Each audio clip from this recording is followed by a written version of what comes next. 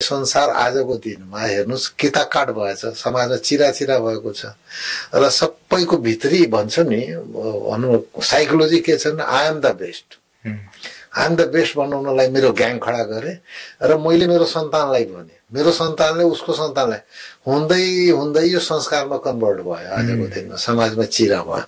यो समाजको चिरालाई तपाईँले पनि बडा नजदिकबाट हेरिराख्नु भएछ, हामीले पनि हेरिरहेका छौँ। तर नोबडी इज डेयरिङ, टेस्ट गर्नुपर्छ, क्वेसन गर्नुपर्छ। Nobody is daring.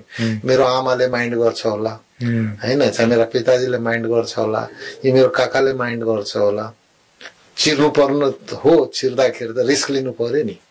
यसमा तपाईँ यो आजको हाम्रो पोडकास्टमा समाजको यो भनौँ न मिथलाई, चिरालाई या बिलिफ सिस्टमलाई यसो गर्दाखेरि सजिलै चिर्न सकिन्छ। कुनै भयङ्कर भनौँ न मासेकर नगरेर, क्राइम नगरेर या त्यो काहीँ न काहीँ साइकोलोजिकल थेरापी दिएर सिम्पल वेमा, पिसफुल वेमा केही छ। कस्तो राम्रो भन्नुभयो।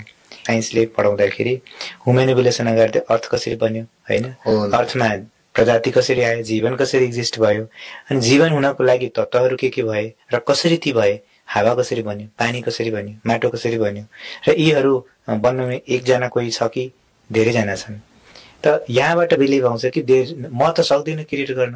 अब यो किन भन्दा एक्लै कोही त होला भन्ने होलामा चाहिँ एउटा बिलिफ सिस्टम छ जहाँ मलाई क्रिएट गर्नेवाला एकजना छ। अब यसलाई चाहिँ यो बिलिफ बनिसकेको छ। यसको बिलिफमा केही रिलिजन्सहरू छ होइन।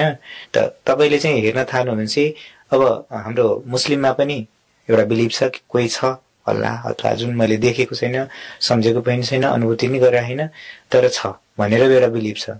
अब ऊ छ भने चाहिँ एउटा अर्को प्रश्न सोध्नु पर्यो कि त्यसो भए मलाई बनाउने बेला हो भने मेरो दुःख पनि उहाँले बनाउनु भए हो। अर्को प्रश्न गर्नु पर्यो, मेरो सुख पनि उहाँले बनाउनु पर्ने बेला होला। त त्यस्तो यदि हो भने फेरि मैले किन गर्नु पर्यो। एउटा यतापट्टिबाट लजिक खोज्नुपर्छ। यतापट्टि पनि फेरि हाम्रो हिन्दू सिस्टममा पनि there is one creator, Brahma is the creator भन्ने बिलिफ छ होइन। त्यसो फेरि यहाँ पनि त्यही प्रश्न गर्ने।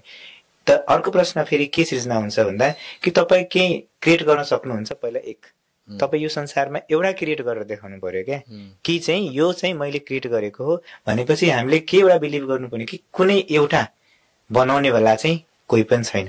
मैले अहिलेसम्मको अनुभूति छ यो। र कसैले यदि भेट्नुहुन्छ कि केही कुरा चाहिँ इन्डिपेन्डेन्ट कुनै पनि केही कुराको आधार बिना कसैले बनाएको छ यदि भन्नुभयो भने म त खुट्टा ढोक्छु। एटलिस्ट म उहाँलाई नमन गर्छु, म उहाँबाट सिक्छु।